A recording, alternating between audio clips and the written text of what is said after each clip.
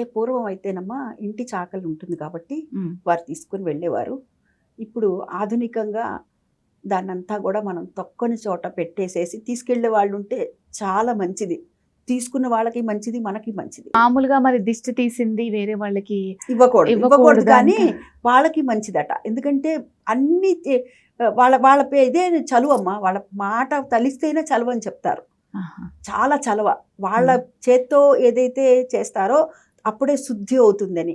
అందుకనే చూడండి, ఒక అమ్మాయి రజస్సులు అయిందనుకోండి, ఉమ్, అప్పుడు తెల్లవారుజామున 3వ రోజు అయిపోయి 4వ రోజు తెల్లవారుజామున కూడా అంటే అన్నీ తీసి. సూర్యోదయం రాకముందు కూడా దొంగ స్నానం అని చేయిస్తారు. ఆ. ఒకసారి 3, 3:30 అప్పుడు చేయిస్తారు కదా. అవును. అప్పుడు ఒకసారి చేయించిన తర్వాత రెండోసారి మళ్ళా చేయిస్తారు. ఉమ్, చేయించిన తర్వాత వాళ్ళు తెచ్చినటువంటి చీర కట్టుకుంటేనే ఆ అమ్మాయి శుద్ధి అయినట్టు. ఉమ్, 4వ రోజుకి, ఉమ్, 4వ రోజు పుణ్యవాచనం చేయడానికి ఇదైనట్టు. ఉమ్, అదేవిధంగా అమ్మాయి కడుపుతో ఉండి డెలివరీ అయిందనుకోమ్మా, ఆ అమ్మాయికి 10వ రోజు అయిపోయి 11వ రోజున అప్పుడు కూడా పురిటి స్నానం అయ్యడం తర్వాత మొట్టమొదట వాళ్ళ చీర కడితేనే శుద్ధి అవుతుందని చెప్తారు. ఉమ్, ఎందుకంటే వాళ్ళు తెచ్చేటటువంటిది వాళ్ళ చెయ్యి అటువంటి చలవగలిగింది అని. ఉమ్. వాళ్ళ చేత కూడా పోయించి చేసేటటువంటి పద్ధతి కూడా కొన్ని చోట్ల కొన్ని ప్రాంతాల్లో మనం గమనిస్తూ ఉంటాం తల్లి. ఉమ్. కాబట్టి ఇప్పుడు ఈ ఆధునికంగా కనుక గమనించినట్లయితే అలా తీసుకునేవారు ఉంటే మంచిదే.